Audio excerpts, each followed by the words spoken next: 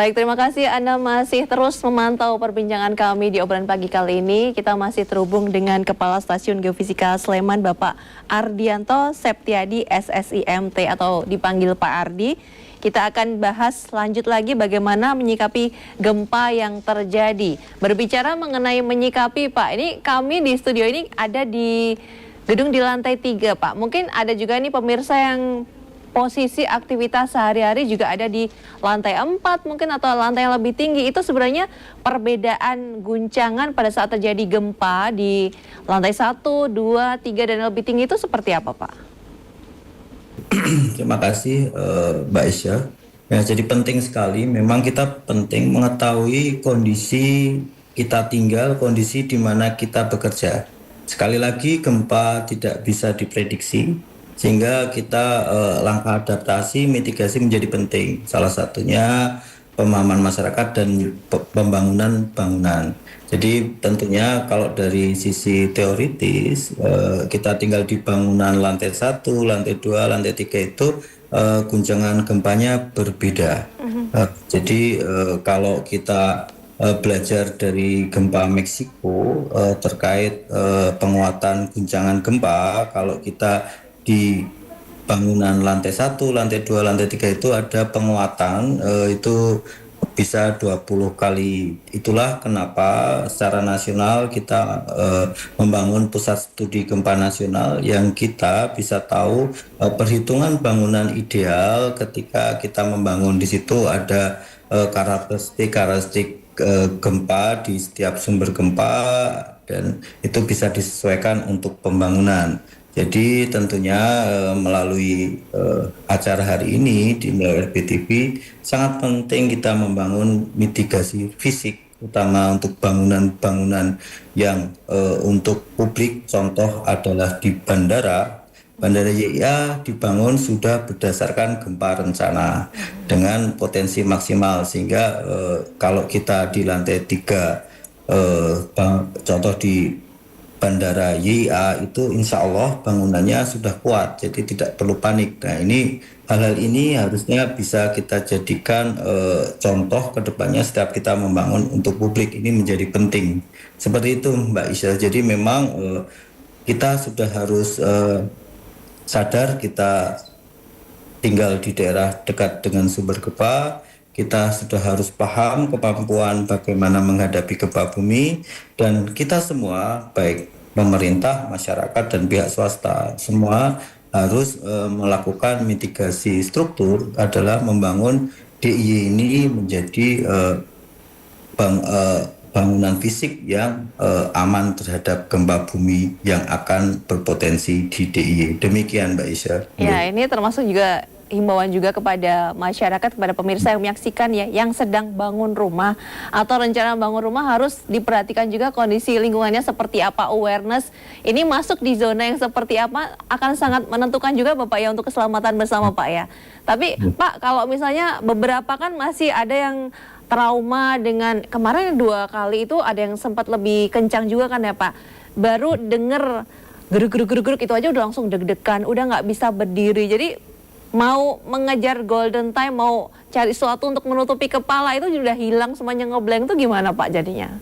Ya betul, betul Mbak Isya. Memang biasanya di suatu daerah yang pernah terjadi gempa besar itu pasti ada trauma lah gitu. Jadi itulah tugas kita, instansi pemerintah, bagaimana menghilangkan trauma ini menjadi suatu kesiapsiagaan atau trauma healing. Ini yang tentunya BMKG punya program untuk sosialisasi melalui sekolah dengan BMKG Go to School atau dengan sekolah lapang gempa bumi dan tsunami.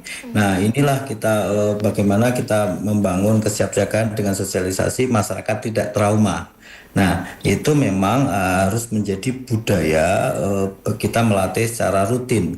Kalau kita belajar dari negara maju itu sudah masuk kurikulum, dan di Indonesia melalui Dinas Pendidikan, Kementerian Dikti kalau nggak salah sekarang, itu sudah membangun SPAB, ada program SPAB. Kami juga bersinergi dengan SPAB untuk bagaimana memasukkan kurikulum, bagaimana bersosialisasi di sekolah, dan untuk masyarakat kami koordinasi dengan BPBD, Pemda, bagaimana kita sosialisasi di daerah-daerah yang mempunyai kerawanan tinggi. Itu memang harus berproses dan biasanya setiap hari kesiapsiagaan bencana nasional kita melakukan simulasi rutin. Nah, itu nanti kita akan bagaimana kita selalu beradaptasi dengan simulasi rutin jadi menjadi habit kebiasaan biasa menghadapi gempa bumi jadi yang biasanya panik menjadi biasa selamat.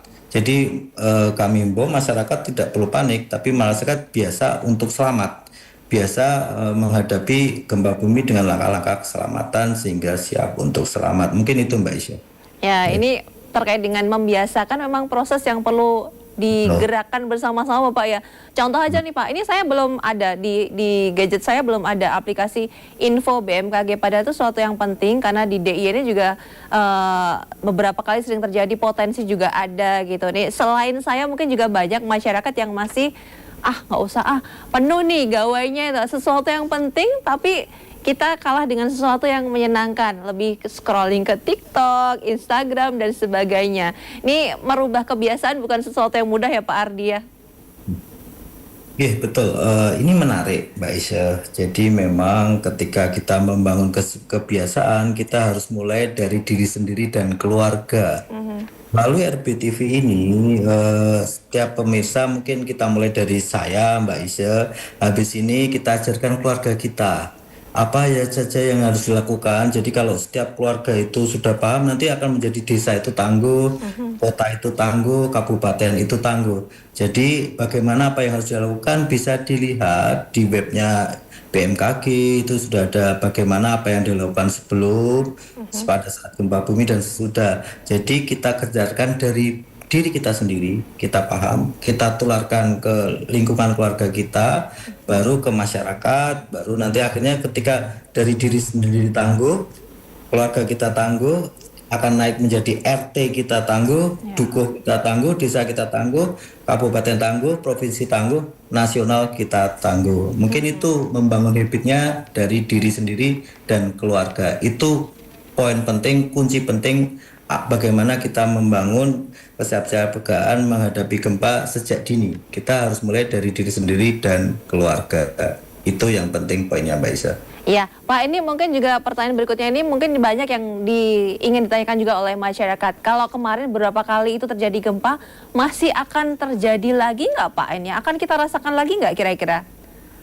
Jadi sekali lagi yang perlu digarisbawahi, gempa tidak bisa diprediksi. Jadi kalau kita membahas prediksi itu adalah sampai saat ini masih dalam proses penelitian dan negara manapun, teknologi manapun belum bisa. Jadi memang yang perlu digarisbawahi kedua, kita tinggal di daerah yang dekat dengan sumber gempa. Jadi itu adalah suatu hal yang kita tidak tahu kapan tapi gempa itu pasti terjadi. Ketiga, yang penting, jadi masyarakat tidak perlu panik. Cara Indonesia membangun kesiapsiagaan dengan membangun daerah hulu, dengan adanya BMKG, membangun monitoring 24 jam, diseminasi informasi yang cepat, tepat, dan akurat, luas, mudah dipahami, dan masyarakat hanya perlu yang tadi Mbak, mitigasi, paham, memperkuat kapasitas dari diri sendiri dan keluarga, bagaimana untuk siap selamat. 3 poin itu kita gabung dari hulu sampai hilir, insya Allah tidak ada, kita bisa menuju ke zero victim akibat bencana gempa bumi dan tsunami. Kita tidak perlu bagaimana prediksi ke depan, tapi kita sangat perlu untuk membangun kesiapsiagaan. Demikian Mbak Isa. Ya, kalau dari Stasiun Geofisika sendiri ini di tahun 2026 ini akan difokuskan ke program-program apa Pak? Oke, terima kasih. Tentunya 2026 kita akan membangun program-program kesiapsiagaan. Kita setiap bulannya punya target Mbak Isya. Kita yang pertama adalah target pembangunan untuk sektor pendidikan melalui kerjasama dengan Dinas Pendidikan. Kita melakukan sosialisasi ke sekolah-sekolah. Setiap bulan itu kita punya target seminggu sekali minimal. Kita harus mengunjungi atau dikunjungi. Jadi kalau sekolah-sekolah yang ada di daerah beresiko tinggi bencana gempa bumi itu silahkan kalau mau lihat bagaimana sih proses monitoring aktivitas gempa bumi itu silakan, itu dari sisi sekolah. Kemudian kita berusaha memperkuat kurikulum pendidikan. Kalau pendidikan sejak dini, masyarakat sudah aman sejak dini, insya Allah kita akan lebih cepat progresnya untuk bagaimana meningkatkan kapasitas. Dan untuk masyarakat kita ada sekolah lapang gempa bumi, itu tentunya kita akan meningkatkan jumlah dari desa yang siaga tsunami, yaitu mungkin tahun ini kami akan berfokus ke desa Karangmuni, Kulon Progo. Kalau Bantul sudah 6, Kulon Progo kita akan tambah 1. Kemudian juga Gunung Kidul, itu yang menjadi penting. Dan untuk Pemda kita juga akan memperkuat rencana kontingensi sehingga kita melakukan perencanaan kesiapsiagaan dengan tepat, cepat, dan informasi BMKG bisa dijadikan landasan kebijakan pembangunan daerah terutama untuk gempa bumi dan tsunami. Demikian Mbak Isa. Ya, yang terakhir Pak, singkat himbauan kepada masyarakat Pak biar sama-sama bisa tenang gitu menyikapi potensi resiko bencana gempa. Oke, terima kasih. Kami dari BMKG himbauan kepada masyarakat harus mendapatkan informasi yang benar dari info BMKG, silahkan diakses. Kemudian masyarakat harus menyikapi dengan benar ketika terjadi gempa bumi. Masyarakat harus berlatih dari diri sendiri untuk merespon gempa dengan baik. Itu bisa dilihat dari web kami apa yang harus dilakukan. Dan terakhir, mari kita bangun Provinsi Yogyakarta untuk siap untuk selamat. Jadi poinnya, bencana adalah urusan kita bersama. Kita harus menghadapi, memitigasi secara bersama-sama. Mungkin itu yang bisa kami sampaikan tentunya melalui RBTV. Saya terima kasih sudah menjadi sarana sosialisasi kami bagaimana membangun kesiapsiagaan di masyarakat DIY. Terima kasih RBTV. Ya, terima kasih Pak Ardi, Kepala Stasiun Geofisika Sleman telah bersamai kami dalam obrolan pagi kali ini. Berarti ini pas banget ya, momentumnya masih awal tahun, kita harus siap bersama dengan potensi yang ada. Tapi jangan panik-panik. Jangan lupa install aplikasi Info BMKG ya Pak Ardi ya. Terima kasih Pak, selamat kembali melanjutkan aktivitas. Selamat pagi untuk Pak Ardi dan juga tim BMKG. Terima kasih Mbak Isya, terima kasih pemirsa RBTV. Saya izin pamit. Sehat selalu. Sehat selalu juga Bapak. Baik, terima kasih. Dan pemirsa, terima kasih Anda telah bergabung dalam obrolan pagi kali ini. Jangan lupa terus saksikan obrolan pagi setiap hari Senin sampai dengan Jumat pukul 10 hanya di RBTV. Saya Isya Dewi, selamat siang dan sampai jumpa.